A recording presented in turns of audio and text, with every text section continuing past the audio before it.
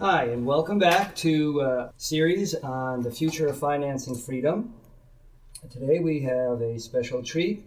Julia Puaschunder from the New School is going to talk about the future of the environment of freedom. Hi, Julia. Hi, David. Could you please share with us a brief description of your research interests and current role with the New School? Yes, thank you, David, for inviting me for this exciting opportunity. And freedom is such an important topic. So I will be speaking about the future of the environment of freedom. And I will briefly describe three research areas that I'm currently working on. At Columbia University, I address climate change. Climate instability demands attention to intergenerational equity, the fairness to provide an at least as favorable standard of living to future generations as we are enjoying today.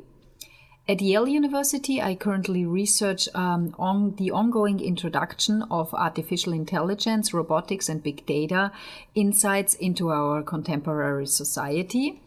And this market transformation heightens the need for ethics in the wake of an unprecedented outsourcing of decision-making to machines.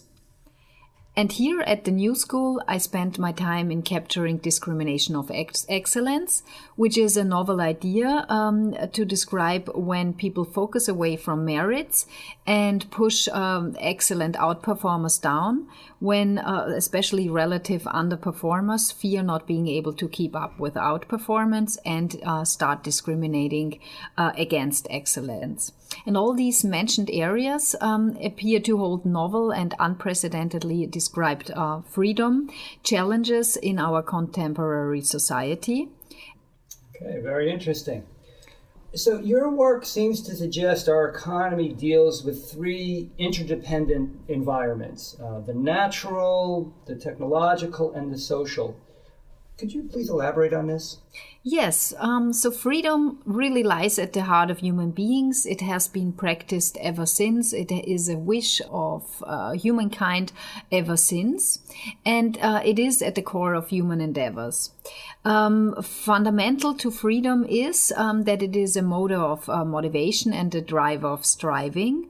And when only being free, people can release their true creative inner spirit.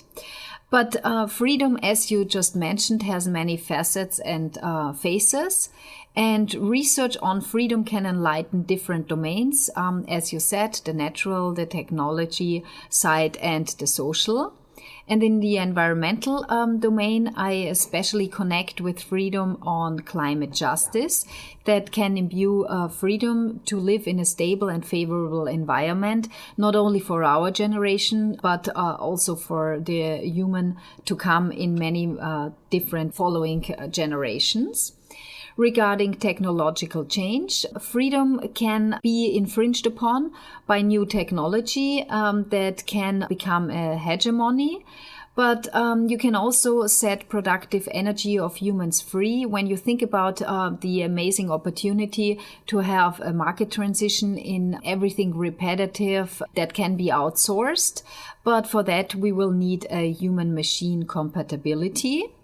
And lastly, shedding most novel light on discrimination of excellence in our society, describing this new idea of upward toxicity is an innovative approach to improve freedom to achieve and accomplish, which is at the core of the American dream and appears to be a mode of productive societies and innovative progress ever since.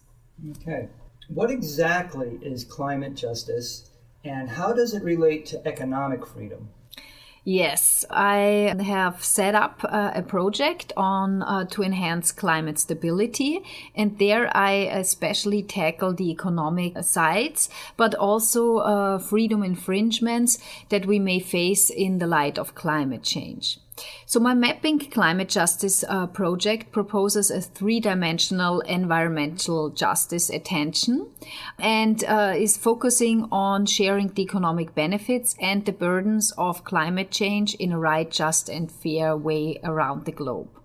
So what I did is I collected scientific data of gross domestic product, GDP, productivity, and I figured out the gains and losses of a warming globe. There's something like top temperature for GDP production. And on a globe where we have countries with different climate zones and different temperatures, you can figure out how much time ahead certain countries have until they reach the peak condition. Or you can show that some countries have already run out of time, that in the light of climate change, they already have surpassed the optimal productivity point in terms of temperature. And my climate justice project now looks into, on the one hand, that within a country, low and high income households do not carry a different burden in order to stabilize the climate. So if we are thinking about climate taxation, carbon taxation, we see that not low-income households have a heavier burden in order to stabilize the climate, but potentially also enact something like a consumption tax to curb harmful behavior and to really find a fair solution in order to raise the funds for climate stability, that the ones who consume more have to bear a higher burden of climate stability in terms of taxation. And then there's this idea of having a corporate inheritance tax to reap the benefits of past wealth accumulation. So how that could work is to have an inheritance tax. And I don't mean if one person dies and there is an inheritance, but have an inheritance tax in the corporate sector when there is a merger and acquisition, when there is a board member change, that then the state has a revenue and taxation happens in order to reap the benefits of past wealth accumulation in the corporate sector that may have caused climate change. On the second dimension, this addresses this diversity of different peak conditions around the globe. I find in the GDP data that some countries have already run out of time and some countries have still quite some time ahead until they reach the peak condition for GDP productivity. And in order to ensure that we have the freedom in between countries to have a favorable temperature for GDP production, you could, I show in my research how to redistribute funds from the countries that still have a rising GDP prospect in light of climate change to countries that have only a GDP degrading prospect. And that heavily depends on where they start from in terms of the medium temperature, but also on the GDP production. What are the economic pillars that they set their society and their economy on to be productive? And the third large pillar speaks about climate justice over time. And that is an innovative idea to share the burden of stabilizing the climate in between generations with a bond strategy. Bonds have in history often been used to raise the funds for very innovative endeavors where the outcome was simply not clear. And the idea is right now to set up climate bonds. People pay into having stabilizing the climate, and there we could distribute the benefits. So countries with a rising GDP prospect, they could be paying more into this in order to alleviate the burdens of a warming earth and enable freedom to produce in a stable climate around the globe, but also over generations.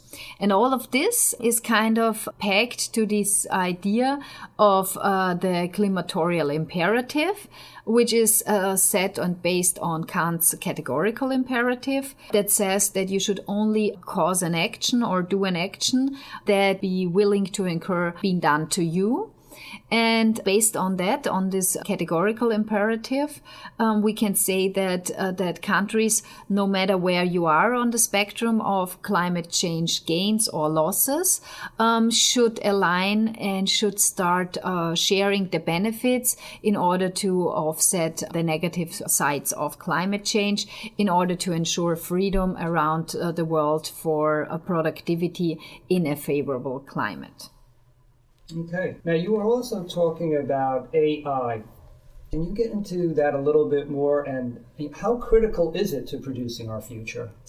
Yes, so artificial intelligence is currently a wave that is breaking. There is already a phasing in of artificial intelligence into our contemporary economy, but also into society. Estimations say that already about 28% of the US economy are run by artificial intelligence, robotics, and big data insights. If you look into the S&P 500 companies, you can say that about first top 10 have to do something with artificial intelligence or big data gains. So the economy really certainly has changed and is continuously changing. On the one hand, we are, as economists, a bit concerned because we do not exactly have growth theories that describe this artificial intelligence enhanced growth in the economy. So usually a growth would be measured with human capital, but also with machinery, so capital and labor. And capital would be the machinery and the productivity of humans. But with artificial intelligence, we do not know exactly what will be enhanced. But one thing that I think will be very important is that you have a good compatibility between human beings and artificial intelligence, that artificial intelligence is really used to set human beings' potential free and enhance and enable for human beings to better perform, not only in markets, but also improve the society. So on the one hand, you can see artificial intelligence as an amazing tool to grant freedom around the world from manual tasks that can simply be outsourced to machinery, but also to improve your decision-making quality and take over decisions that are not so important, but also use the amazing power of big data and computational power. We now have supercomputers, so we can phase in a lot of data, a lot of information, more information than any human being could ever store and process over time, and find the optimal optimization strategy in a way that human beings by themselves could never do. So on the one hand, artificial intelligence has these amazing opportunities, and the big data analytics really means to improve human lives long-term and eternally. You see this especially in the healthcare sector, where artificial intelligence, robotics, and big data, there's currently really a revolution, and that gives hope that these novel technologies can really improve and change people's lives. If you think about telemedicine, but also a revolution in terms of preventive medicine, where you can really make sophisticated analytical data that can predict how likely you will be facing a certain disease or prevalence for a disease. So on the one hand, amazing potential in artificial intelligence, but on the other hand, and here I see the dark side of artificial intelligence, it can also be seen as a problem to infringe upon people's freedom. And this I see especially in hegemony. So artificial intelligence can function 24/7.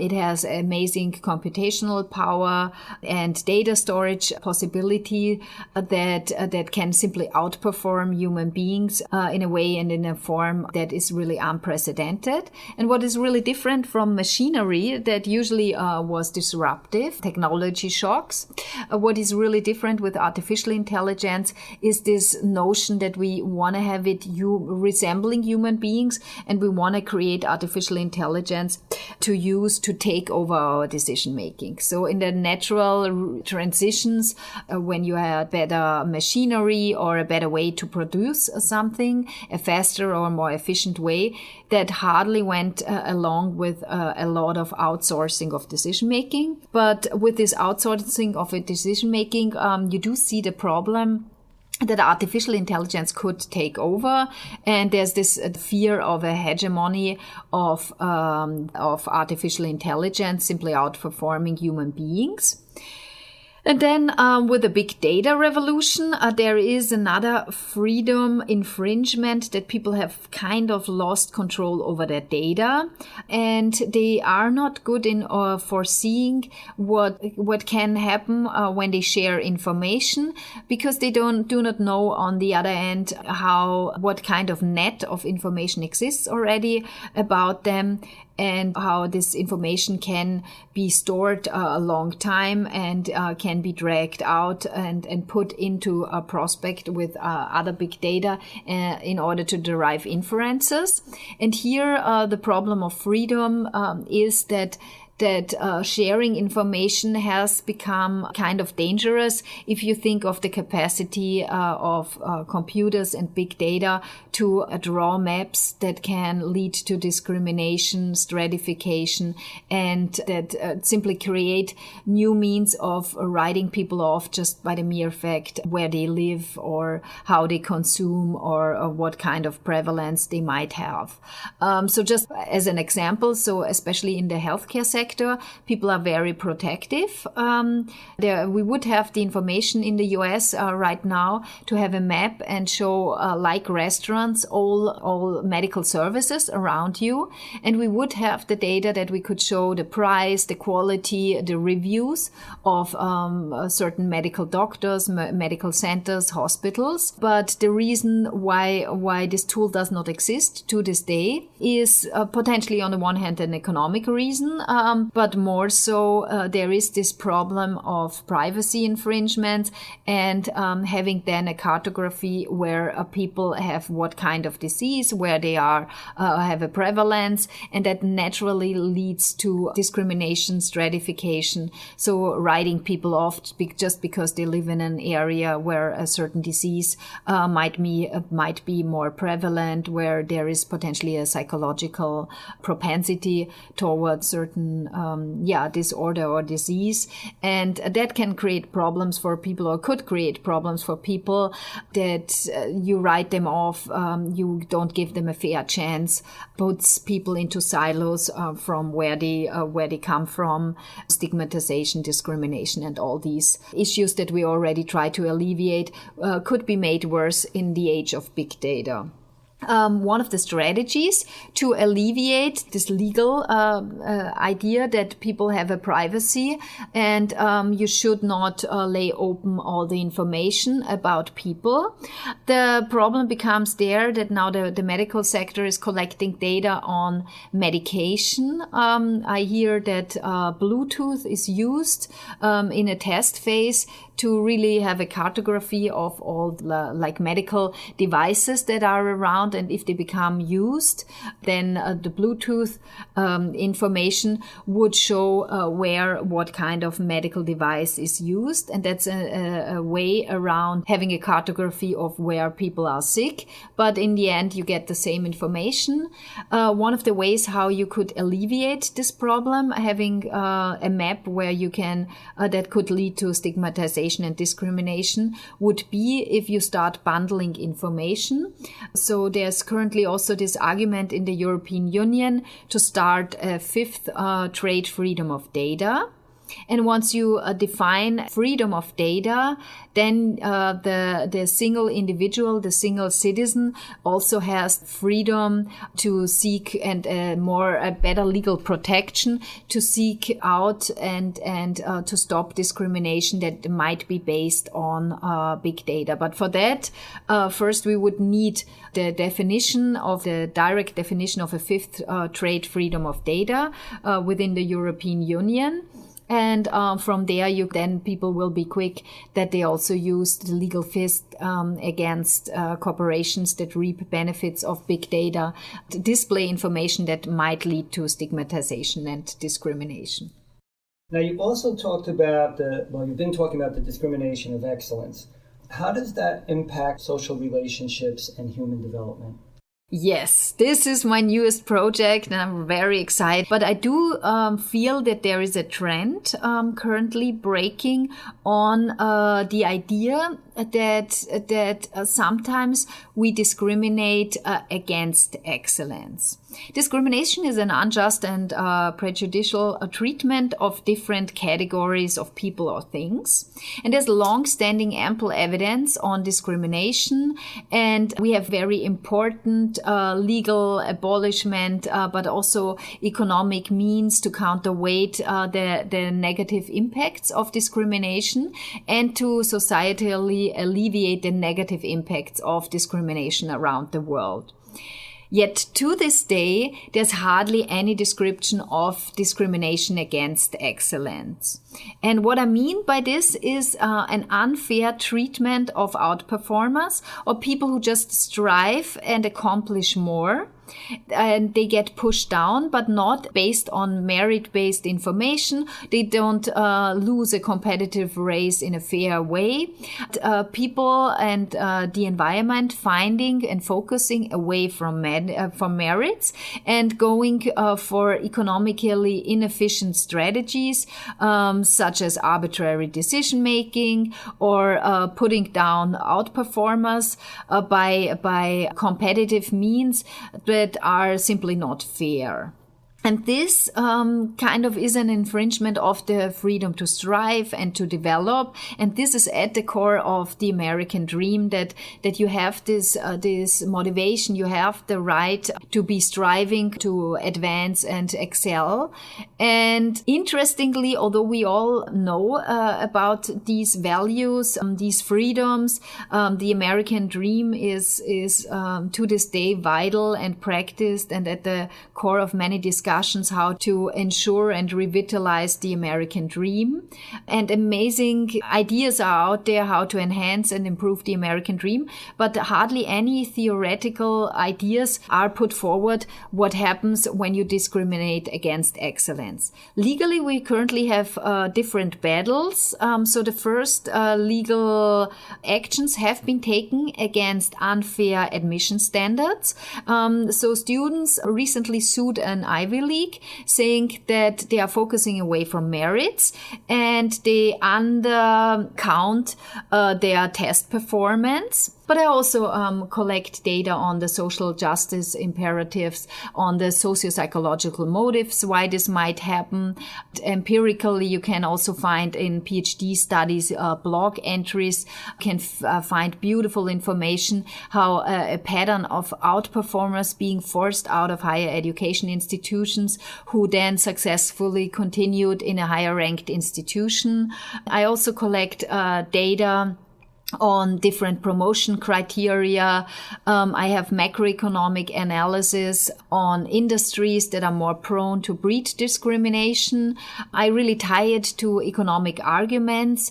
I speak about the short-term and the long-term losses, what it does to a society if you have discrimination of excellence. And for me, beautiful cases. So I come in with economic arguments like Veblen's trickling down effect. Thorsten Veblen himself, he was a scholar here at the New School, wrote a lot about how you always need in society people who are innovative, who want to play on the old, but want to go further and want to outperform with whatever they do, and how this becomes a driver of any economy, but also a progress within society.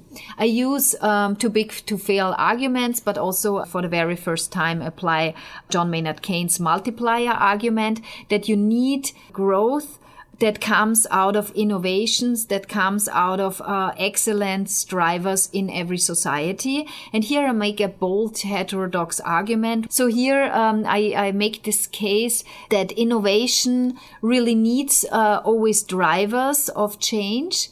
And I combine it at the Parsons School of Design with a colleague of mine. And we speak about how innovation gets accepted. We debunk how innovation can survive. We show it in beautiful 3 cases. On the one hand, innovation in architecture, which creates a gestalt that is simply too big to fail. You would not tear down a large building, although some buildings were very innovative, very provocative when they first were rolled out. When you think about the Centre Pompidou or Tour Eiffel, which were at the time when they were introduced simply too innovative. But they were too large to fail. So we try to apply this also for other domains. Then we make also the case that you have to share innovations with other people. You see it in the luxury domain, that even if people don't possess luxury, they can enjoy the merits of it. And once you start sharing or you have a luxury good that you can share, like a fancy watch that you can enjoy seeing, or a fancy dress, even if you don't wear it, if you see it on someone else, that becomes acceptable. And in that way, people kind of accept luxury, which we see as a form of excellence. So we draw from there. And then, as you said, the social implications. I then also show alleviation strategies, how you can propose something really completely new for higher education, where often excellence gets pitted against minorities. So currently this legal battle of the students suing, saying they want to be treated merit-based and not have slots for minorities. I think this is wrong. I don't think that excellence has to be pitted against minorities. I think if you align them, and if you would look into that they have to spend time with each other, so that people pass on their excellence to people who potentially struggle to achieve.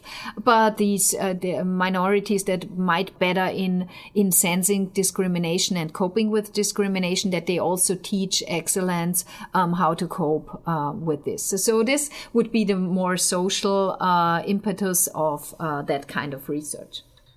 It's a brand new field, but I do feel that there is more and more information coming up, and people get a sensitivity for this topic, that discrimination against excellence is something that can cause economic losses to a society, but also can cause extraordinarily social burdens, and that we simply lose only focus on integrating, but not on economic drivers anymore.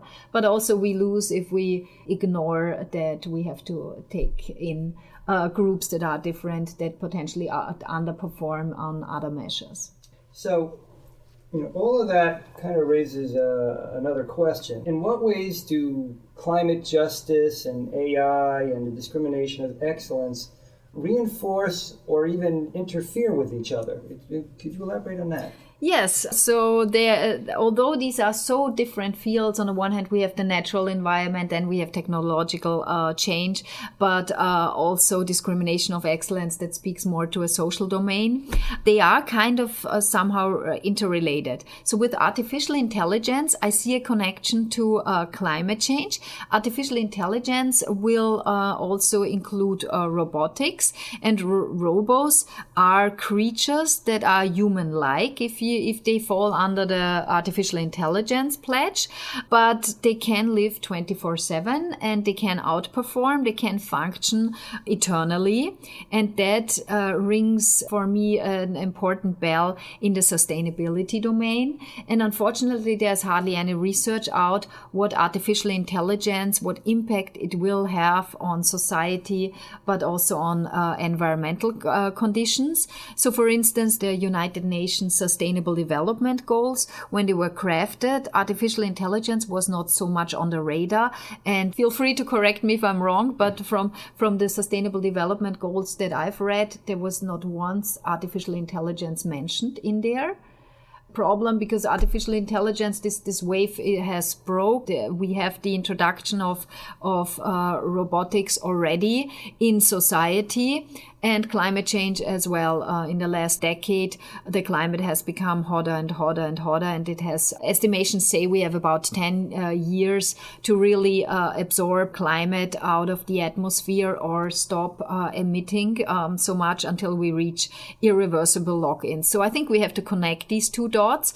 And in the artificial intelligence domain, robotics and robots really being able to live eternally creates for me a problem in terms of how are you going to deal with the energy absorption, but also when are you going to deplug an artificial intelligence? We will simply have space constraints. We already have overpopulation, a major issue that's mentioned by the World Bank, by United Nations, by the Institute for New Economic Thinking here in New York.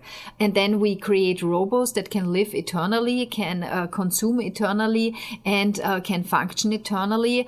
So we have to make a decision, and we will need an evolution of artificial intelligence, when to deplug and to kill artificial intelligence. And I use kill here because there's this horrible trend of artificial intelligence gaining quasi-human rights. That is true. Artificial intelligence we do not have a law, especially not in a common law country like the North American territory. So what has been used was the human civil code. And we see how far this is applicable to robotics, to artificial intelligence. But that then really creates also problems when to stop artificial intelligence, when can we deplug artificial intelligence, and we will need hopefully an ethically guided solution, what artificial intelligence should survive and what artificial intelligence should not be kept eternally or should be deplugged, or one more time, if you use the nomenclature that you will see artificial intelligence as quasi-human, that you kill at a certain point. Well, that's quite a bit in terms of when we're thinking about the future, not just about human freedom, but freedom for AI entities. Yes, and here I am currently working with a colleague who is at the European Parliament on a framework on artificial intelligence and how to ensure that human beings and artificial intelligence can live together in harmony in a society of the future, and to ensure that both have kind of freedom but also a decent standard of living. And we apply 3 ancient legal codes that were highly sophisticated, so that they inspired legal civil codes and legal frameworks all over the world. So the one legal code that we use is the legal code of the ancient Athenian city, the cradle of democracy, where you had a society that was divided up in different classes, and some classes had full rights. They were full human beings. They had active and passive voting rights. Then other classes were only allowed to vote, but were not allowed to hold any full citizenship.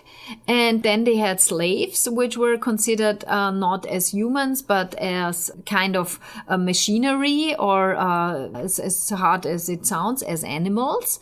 And nevertheless, these societies seem to be somewhat in harmony and seem to somewhat live for those days a decent life. And we draw from these legal codes and to see how to structure a society that we potentially can then apply for artificial intelligence. We can say they are potentially quasi-human, but they do not have full rights. So you don't want to have the robo going and voting. You potentially do not want to have the robo holding a public office.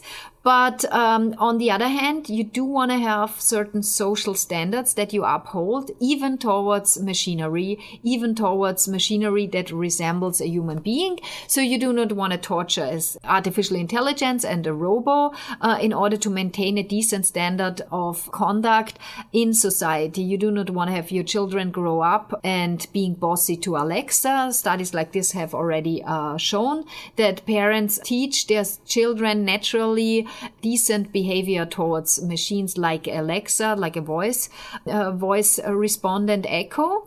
And this is because people want to have children grow up to continuously treat other people in a favorable way. So you do not want to torture your robo at home and then go out and be conditioned that you can start torturing human beings. And this is important for not only for children or impaired people who cannot completely make a difference between a robo and a human being, but it will become important in the future that you have a compatibility, that you can treat robos in a way that they can become efficient part of families. And here, for instance, first pilot studies with robos in the medical sector with psychologically impaired people show excellent results. Also in elder care with a Western world population that's aging, we find excellent examples how robots really become part of a family and are there 24/7 to calibrate psychologically impaired or psychologically weaker characters, but also who can do elder care 24/7 with the patients that not another person or a human being could have. When you think of that they can be there 24/7, they can store information in a way that no human being can store. But there again, the downside of this might be that we do not know if that for a patient that matters, who cares, if human care will become more precious than a robo care. We need more research, psychological studies, how people, so far their results show excellent performance of robos and how human beings embrace them. But we really need long-term studies and potentially also on the psychological impetus of being treated by robots, if that's different in the medical sector than if a true human hand holds your hand while you are sick. Yeah, there is a little difference between tactile communication and digital communication. Yes. Yeah. Would I notice if you're a robot? Would I care in this interview? That's a good question. I think I would. So with all the things we've been talking about, how do issues of morality and ethics inform what is fair and what is excellence? Because obviously, with everything we've been talking about, if you disagree on what's fair and you disagree on what's excellent, you're going to come up with different solutions. Yes, so what a beautiful question. So fairness, there is this idea that we all have an ethical moral compass in us, and even if we do not know the law, we do not know what is written in legal books or in the Constitution, we all kind of have a feeling, a hunch, what is right, just and fair, and people can naturally figure out on a daily basis, on a very quick way, what would be a fair solution for everyone. in most cases. So you see in crises that people usually a reactor explodes, or if there is a crisis, an emergency like right now, the coronavirus, people seem to have inner natural hunch what is right, just and fair, and they can perform, and you do not need the law to figure these things out. Usually laws come afterwards when people break and there is a controversy. So I do believe that there's this natural behavioral law that everyone carries in them, and that helps to make sense of a complex world on a frequent basis. I once heard Chief Justice Roberts an excellent speech, and he quoted from the Constitution. It was at a law school and a celebration for law school students, and everyone thought he's giving the American Constitution. And then he when he read a few lines from the Constitution, that everyone jumped into the conclusion that's the American one. He released it was taken out of the Stalin Constitution, so a completely different environment at a different time in a different place. And he made this case that there's one thing, the Constitution and the written law, but it is really also the people who practice it, the people who have this natural behavioral law, who are guided as if by an invisible compass how to perform and how to act, and that is potentially more important than what is actually really written in the Constitution. On the excellence part, how do people feel excellence? Again, in this discrimination of excellence proposal, I do not want to just simply base excellence on merits. Excellence can come in very many different ways and forms, but what I want to speak about in this discrimination against excellence argument is more if you see that there is an injustice, a natural injustice. So it's more excellence. It's more a term that I use, but excellence is when you focus away on what is actually written, and other emotions potentially play into. It might be fear over being outperformed by others, not having someone replicating the excellence that someone has lived. And here again, the ethics that you can breed in an institution. If a university speaks about ethics and really speaks about how to bring up young scholars, that is a mandate, and this is the actual mandate of every university. It's not only storage of knowledge, but it's also giving this knowledge and hoping that your students, and here I'm back, I'm myself a humble teacher, that my students, my biggest wish in my students is that they one day will outperform me. Then I've done my job better than any contract has ever stated, and this is more a natural morality or an ethical imperative that a teacher can feel. If you start focusing away from this kind and start discriminating and making up things that are not right, and there's a clear pattern, then I think we should focus back on the ethics. And maybe there are no laws, but the ethics tell us that there's potentially something wrong. So I do believe that ethics can be a very powerful tool, and our inner morality can sometimes lead to better, fairer, and more social decisions than the actual laws that are guiding us as well. How would you say long-run climate stability would imply steady state human population and technological development? In other words, could there be a point where further technological advance creates more instability? It's an excellent question, and these things are currently really debated in the academic community. There are excellent papers that come out of also of the Harvard Department of Economics, where exactly this market disruption is discussed. that technological advances can also be a burden. And to this day, it's not clear where you should see artificial intelligence, robots, and algorithms, if this is more a capital or a labor innovation, and how the future will play out. One thing that is very new, I just recently found this in my own research, is that we do have different parts of the world that are embracing artificial intelligence, robots, and algorithms in a completely different way. And I call those are the technology hubs. And my belief is that these technology hubs will become way more productive. And usually productivity also goes hand in hand with stability. So I do believe that we will have these hubs that will become more productive and more stable and become better, brighter societies thanks to artificial intelligence, robots, and algorithms. So why do I think this is the case? I believe that in these societies, people will have artificial intelligence, robots, algorithms taking over tasks that were laborious, that were repetitive, that can simply be outsourced.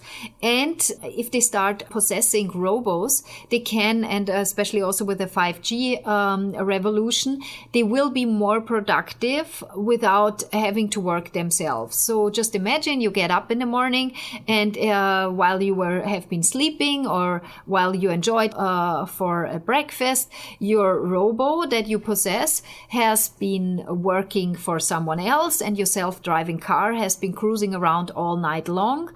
Once you have these technological advancements and people will be able to possess them, they will also become more productive. And usually with productivity, you see a kind of stability.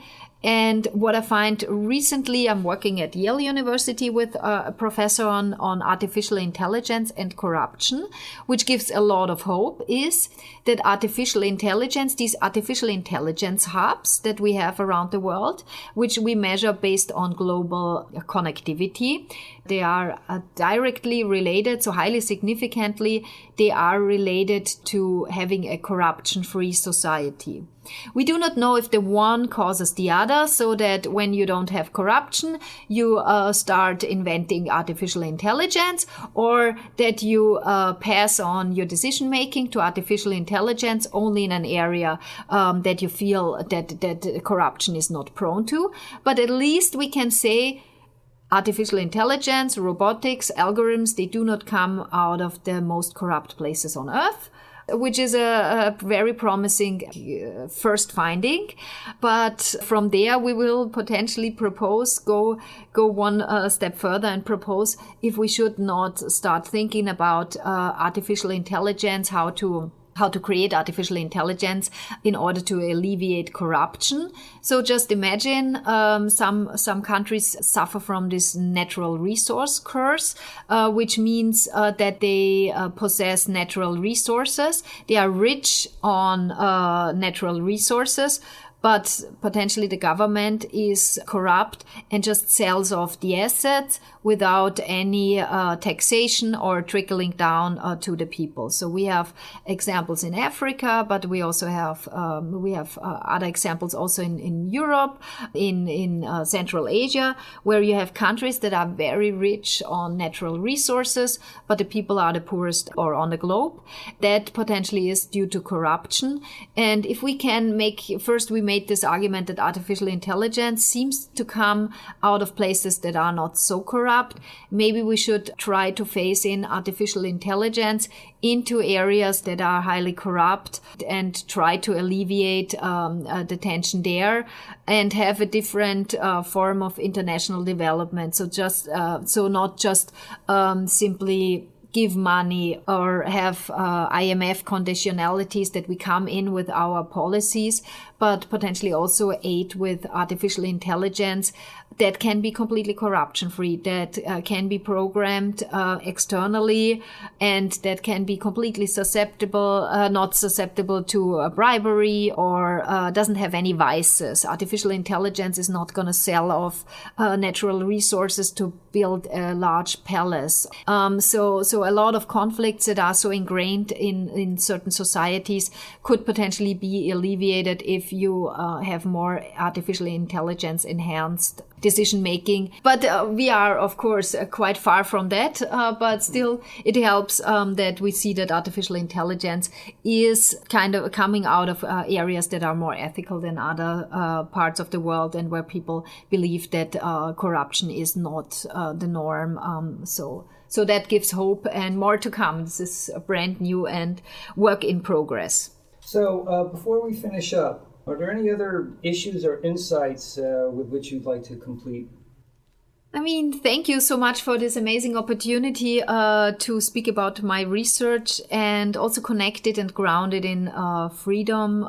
I think it's really one of the most important topics that keeps people motivated, that is a driver of any society. It's kind of freedom might be different, what it means here than in another place of the world, but there is a united core over time, over different races, over different genders, over different human beings, that freedom really lies at the heart of what makes life livable for human beings, whatever then the actual implementation is. But I do believe that freedom is a core that unites us all. And so it's beautiful to, for once, ground my research and my futuristic ideas on this very fundamental basis that lies at the heart of what humans are.